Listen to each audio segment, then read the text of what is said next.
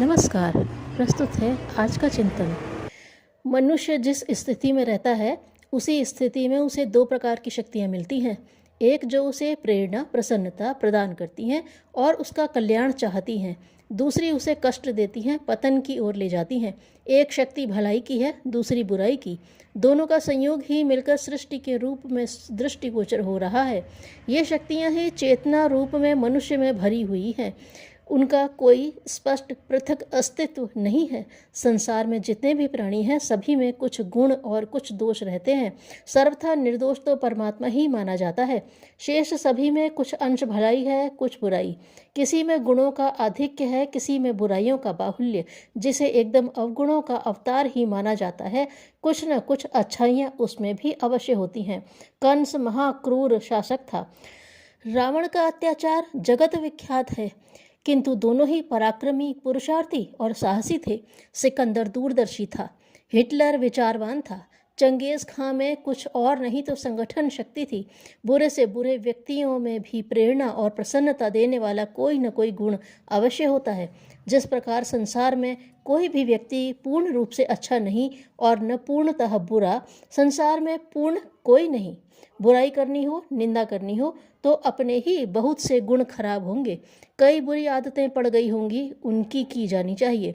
पर गुणवान बनने का, सफलता प्राप्त करने का और प्रसन्नता की मात्रा बढ़ाने की इच्छा हो तो हमारे विचार गुणों में कल्याण करने वाले दृश्यों, संदर्भों और व्यक्तियों पर केंद्रित रहने चाहिए।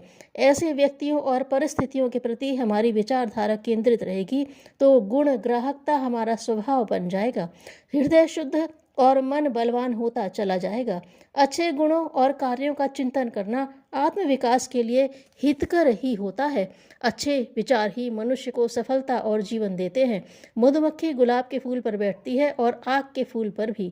जंगली करील से लेकर सेमर, कचनारू, गुलबास, बेला, चमेली और कमल सब में मधुमक्खी बैठती है। किसी में कांटे हैं या चुभन, कोई जंगली है या शहरी, किसी को लोग खाते हैं या किसी को नहीं, यह न देखने वाली मधुमक्खी केवल पराग चूसने के ही मतलब से मतलब रखती है। अपनी इसी लगन के कारण मधुमक्खी थोड़े ही दिनों में मधु का छत्ता भर लेती है। कुछ आप पीती है, कुछ संसार को बांट देती है। मनुष्य को चाहिए कि वह सदा ही किसी न किसी भले काम, भले व्यक्ति और भले भलाई के गुण का चिंतन किया करे। इससे उसके अंतःकरण से अपने आप भलाई की शक्ति जन्मती है, उसे प्रेरणा और पुलक प्रदान करती है। इसी तरह निरंतर पुलकित रहने का जिसका स्वभाव बन जाता है, संसार में उसके लिए न तो कुछ अमंगल रह जाता है और न अहितकर। उसके संसार में सर्वत्र अच्छाइयाँ ही अच्छाइयाँ, आनंद ही आनंद, प्रेम ही प्रेम, पुलक ही पुलक शेष रह जाती है। यह केवल अपने मन को गुण ग्राहक ग्रहण की दिशा में लगा देने का चमत्कार मात्र है। किसी व्यक्ति में मित्रता का गुण होता है। मित्रता आनंद देने वाली वस्तु है, उससे मित्रता का गुण सीख लें।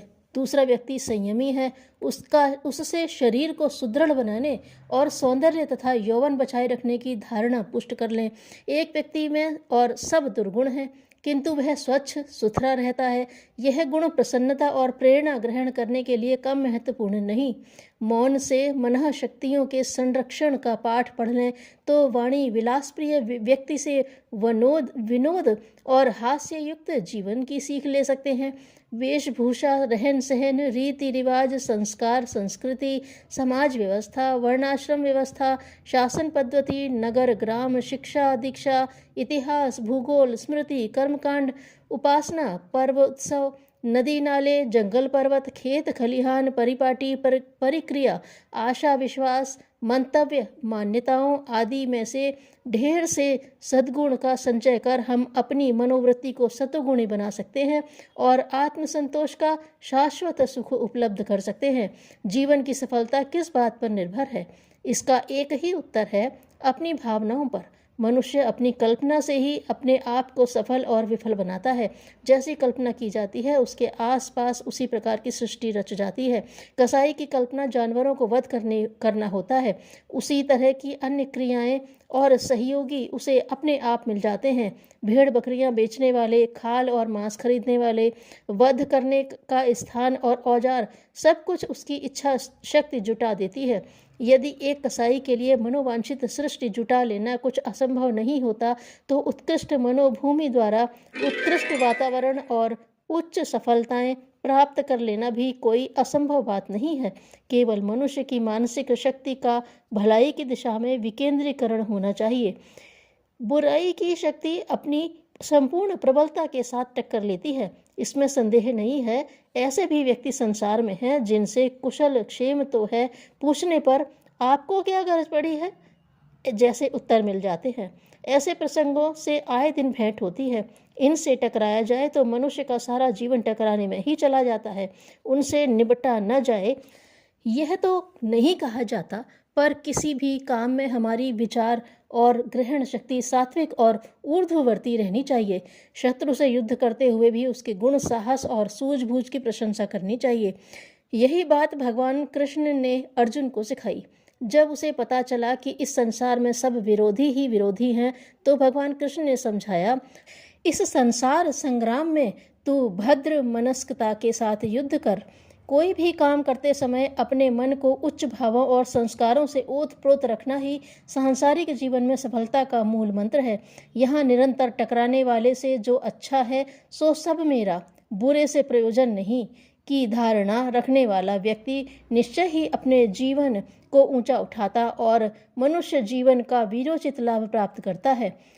हम जहाँ रह रहे हैं उसे नहीं बदल सकते, पर अपने आप को बदलकर हर स्थिति से आनंद ले सकते हैं।